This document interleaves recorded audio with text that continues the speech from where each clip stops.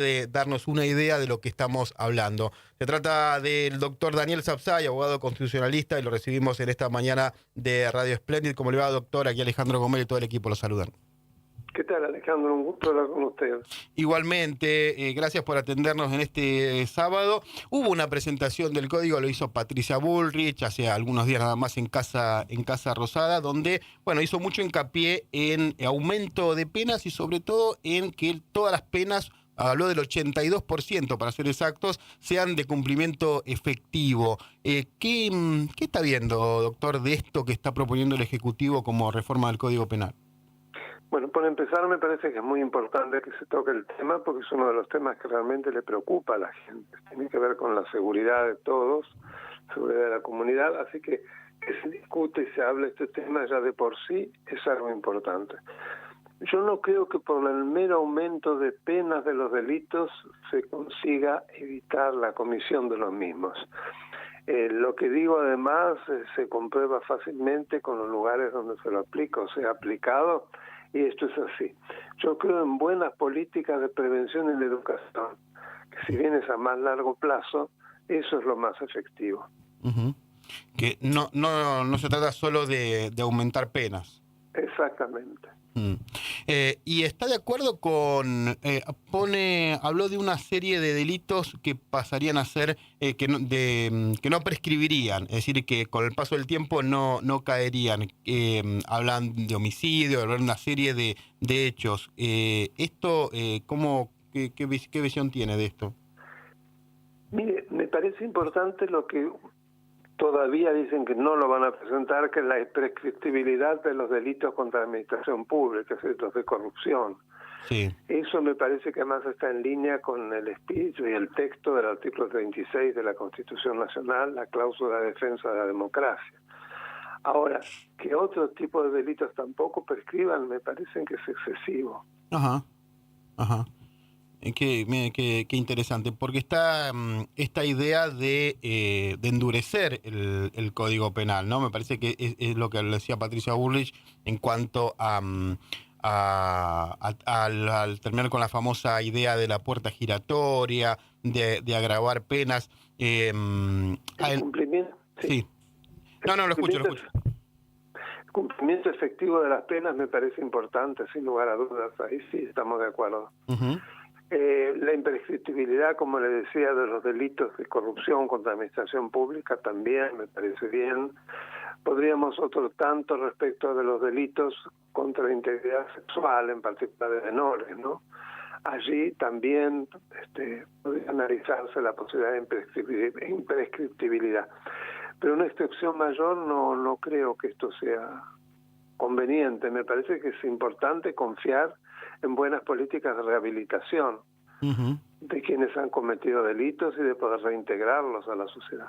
Sí, hay un tema también que se plantea en cuanto al cumplimiento efectivo, ¿no? Que es qué pasa con la población carcelaria, en muchos casos ya ahora de hacinamiento en alguno de estos. ¿Tendría que ir acompañado con alguna política al respecto? Y sin lugar a dudas tendría que ir acompañado de una mayor construcción de cárceles, ¿no? Y además tener mucho cuidado de no mezclar los menores o quienes han cometido delitos de una de escasa importancia con aquellos que sí, que son criminales peligrosos, porque me parece lo peor como posibilidad de cumplimiento efectivo. Uh-huh. Planteaba el doctor Sapsay, estamos hablando con Daniel Sapsay, que el aumento de penas no implica que baje el delito. ¿Por qué plantea esto? El gobierno está planteando casi lo contrario, ¿no? Que dice que hay que poner más penas para que bajar el delito. Sí, creo que es una expresión de deseos más que una realidad que esto se pueda producir. Uh-huh. ¿Por qué? ¿En el mundo no funciona así?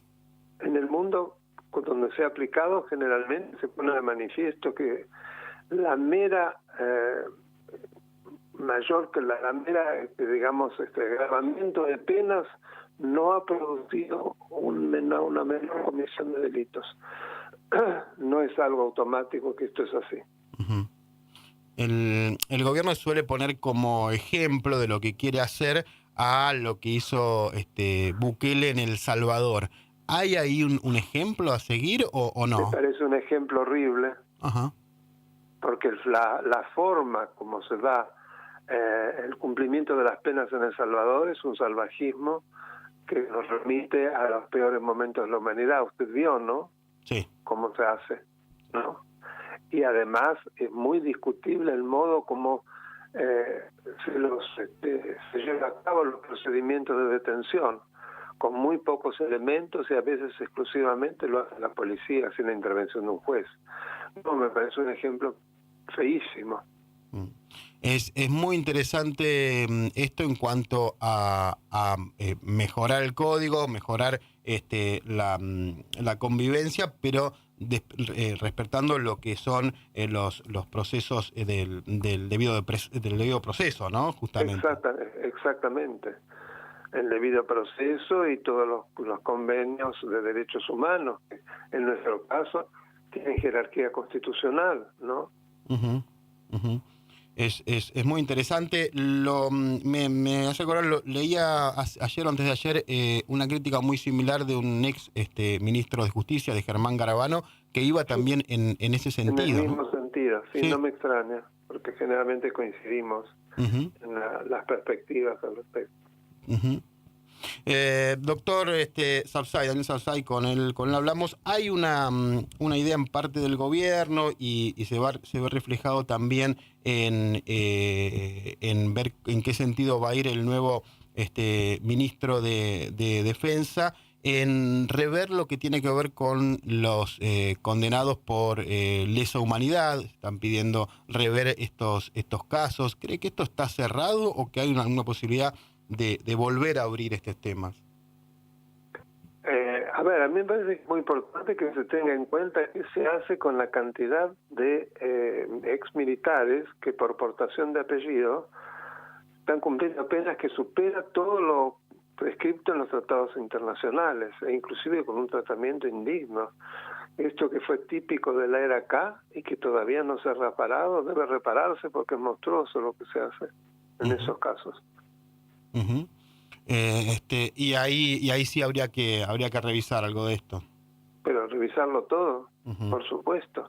Aquellos que ya han cumplido el mínimo, la cantidad mínima de prisión preventiva, el máximo de prisión preventiva de 2 años, deben ser absolutamente puestos en libertad o con prisión domiciliaria. Uh-huh. Y con respecto a esto, ¿hubo alguna polémica en cuanto a que si correspondía que un militar en actividad sea ministro de la Nación, como el caso del teniente general Presti?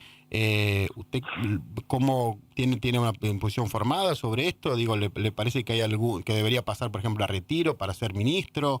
Yo creo que tendría que haber pedido por lo menos licencia, porque como las Fuerzas Armadas no pueden actuar en situaciones de seguridad interna, ¿qué pasa en el caso de que se produzca alguna situación precisamente interior? Si quien está al frente de la defensa es alguien activo, ¿no? Claro. Me parece incoherente. Clarísimo. Clarísimo, como siempre el doctor Daniel Sapsay, abogado constitucionalista. Le agradecemos mucho por estos minutos aquí en Radio Espléndido. Ha sido un placer hablar con usted, le mando un abrazo. Abrazo grande. Daniel Sapsay, abogado constitucionalista, sentando posiciones sobre el nuevo Código Penal que está planteando el gobierno en sesiones extraordinarias.